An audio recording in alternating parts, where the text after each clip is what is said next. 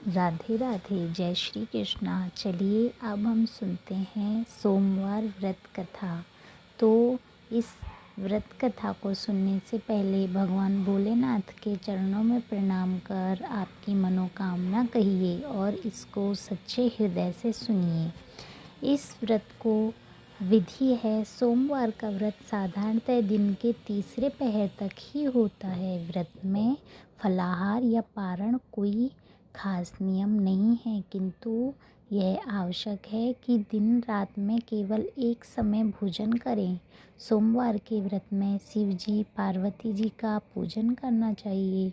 सोमवार के व्रत 3 प्रकार के हैं: साधारण प्रति सोमवार, सौम्य, प्रदोष और 16 सोमवार।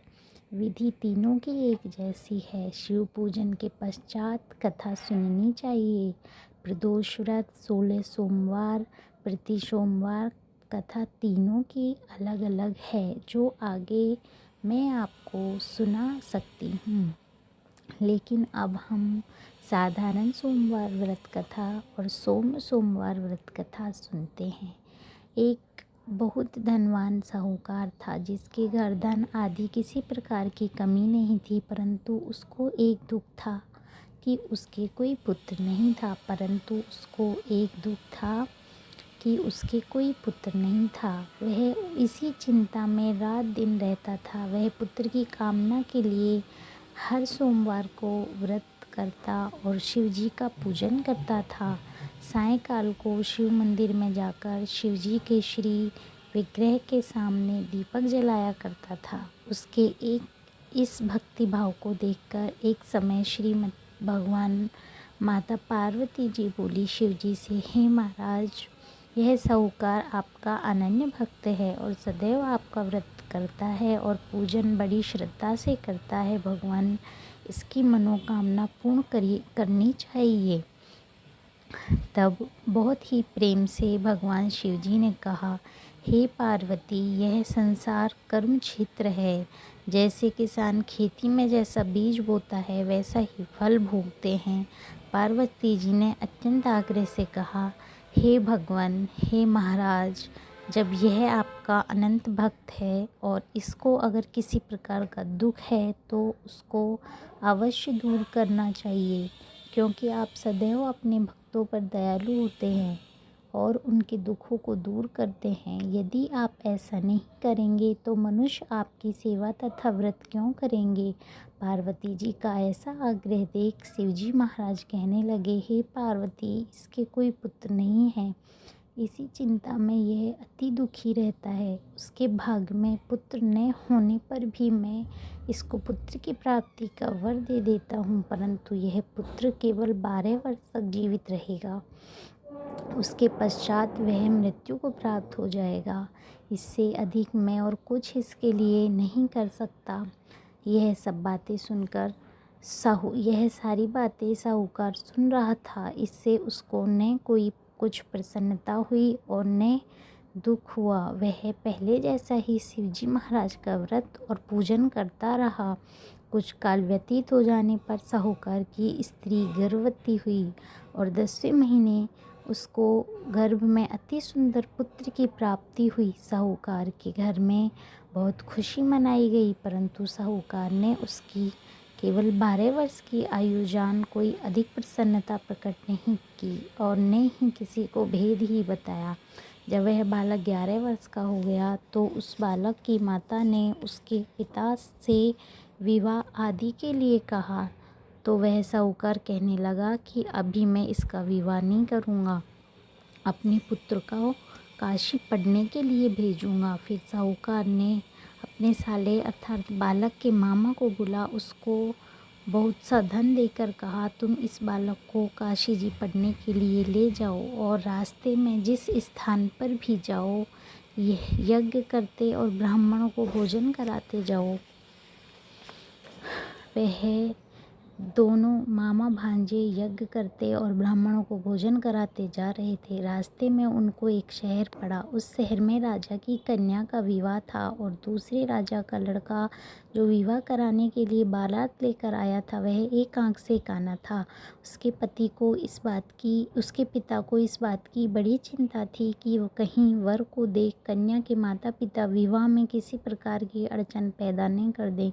इस कारण जब उसने अति सुंदर सेठ के लड़के को देखा तो उसने मन में विचार किया कि क्यों न दरवाजे के समय इस लड़के से वर का काम चलाया जाए। ऐसा विचार कर वर के पिता ने उस लड़के और मामा से बात की तो वह राजी हो गए।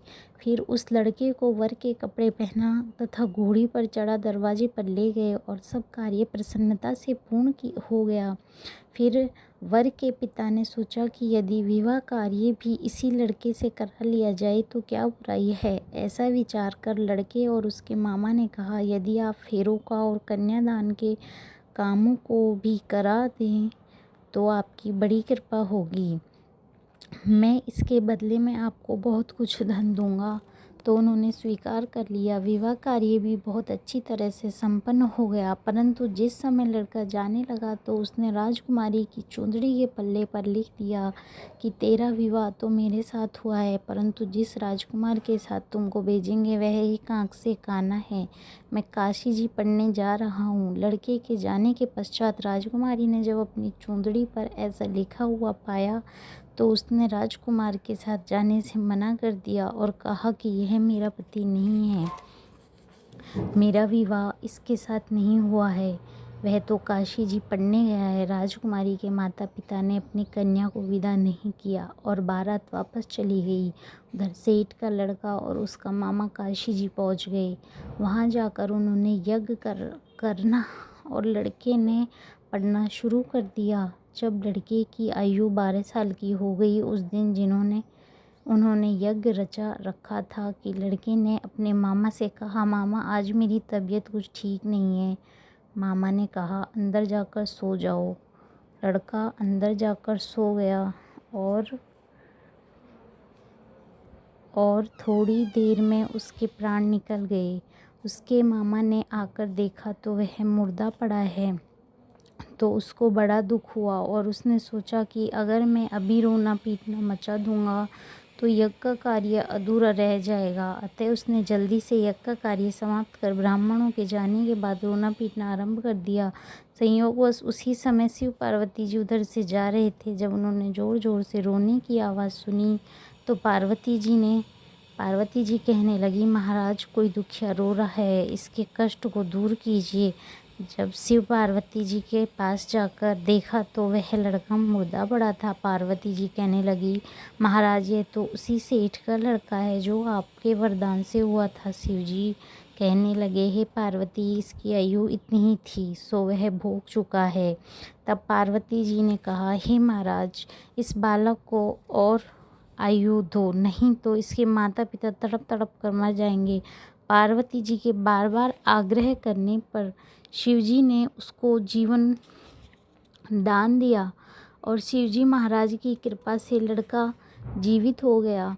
शिव पार्वती जी कैलाश को चले गए। वह लड़का और मामा उसी प्रकार यज्ञ करते तथा ब्राह्मणों को भोजन कराते घर की ओर चल पड़े। रास्ते में उसी शहर में आए जहाँ उसका विवाह हुआ था।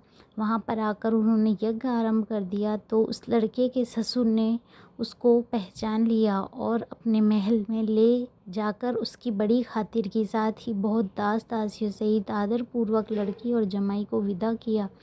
जब वे अपने शहर के निकट आए तो मामा ने कहा, मैं पहले घर जाकर खबर कराता हूँ। जब उस लड़के का मामा घर पहुंचा तो लड़के के माता पिता घर की छत पर बैठे थे और यह प्रण कर रखा था कि यदि हमारा पुत्र सकुशल लौट कर नहीं आया तो हम राजी खुशी नीचे आ जाएंगे, नहीं अगर सकुशल लौट आया तो हम राजी खुशी आ जाएंगे और नहीं आया तो छत से गिरकर अपने प्राण दे देंगे। इतने में उस लड़के के मामा ने आकर यह समाचार दिया कि आपका पुत्र आ गया है। तो उनको विश्वास नहीं आया। उसके मामा ने शपथपूर्वक कहा कि आपका पुत्र अपनी स्त्री के साथ बहुत सारा धन लेकर आया है।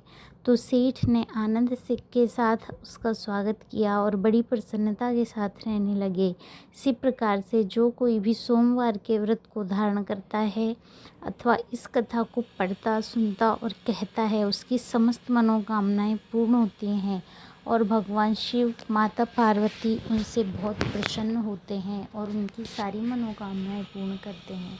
हे भगवान शिव जी, हे माँ पार्वती, हम सभी कहने वाले और सुनने वालों का प्रणाम स्वीकार कर हमारी मनोकामनाएं पूर्ण करिए भगवान। हमारे सारे रोग, दोष, अवगुण और पापों का नाश कर आपकी दया दृष्टि और कृपा हम पर बनाए रखिए।